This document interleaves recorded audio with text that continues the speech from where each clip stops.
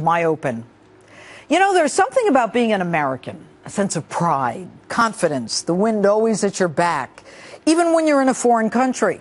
Kind of like a guardian angel watching over you, or the cavalry riding in to protect you. At least, that's the narrative I grew up with. But this past week, President Obama stumbled off script, contradicting even his own narrative, to the point where, as an American, you have to wonder, not can this man be trusted? More than half the country already doesn't trust him. But can you, as an American, be protected? It's a question that every parent of a son or daughter in the military asks every day. This week, the president said for the first time he did everything possible to help Americans in Benghazi. We were focused on making sure that we did everything we could to protect them. In the aftermath, what became clear was that the security was lax. What did you do, Mr. President, to protect them? We know you were in the White House. We know the Joint Chiefs were with you. That Defense Secretary Panetta says he told you it was terrorism. You don't send F-16s. You don't send troops or any of the military companies prepared to deal with emergencies. And here's the kicker. The fight went on for hours and hours, and you still didn't send help. So don't lie to me and tell me you did everything you could. So how about you just tell me what you did? But then again, how much can you say if you did nothing? And you still can't come clean on whether or not it was terrorism. You have a mix of folks who are just troublemakers. You have folks who have an ideological agenda. All right. You have some who are affiliated with terrorist organizations. You have some that are not. I'll bet if you looked at our military, you'd find a few troublemakers and a few with an ideological agenda, too.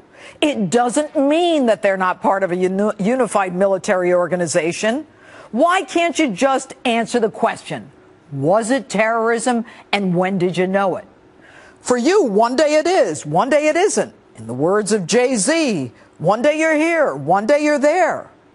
All your commanders called it terrorism, yet you send Susan Rice out 5 days later to talk about a video.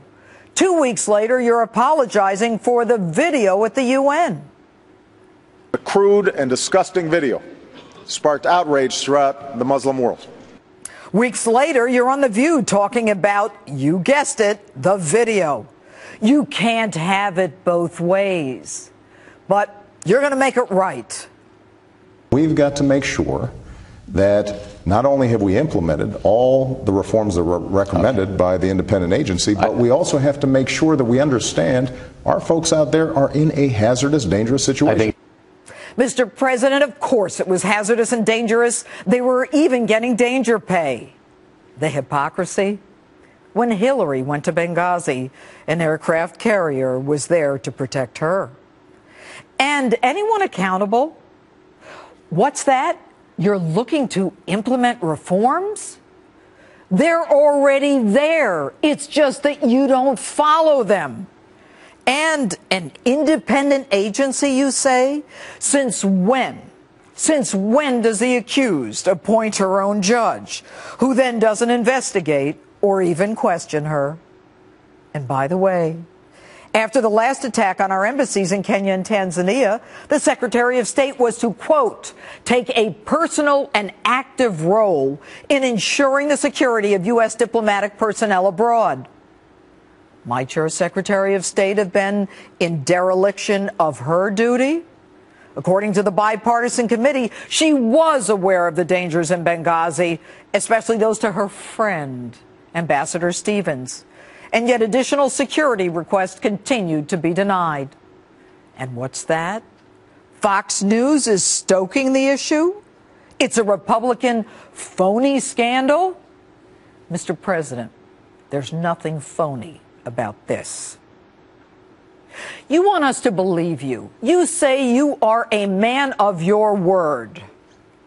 I say what I mean, and I mean what I say. Mr. President, with all due respect, no, you don't.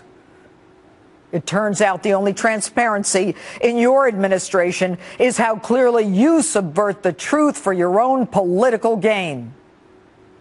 Like I said, There's something about being an American, a sense of pride, a sense of security.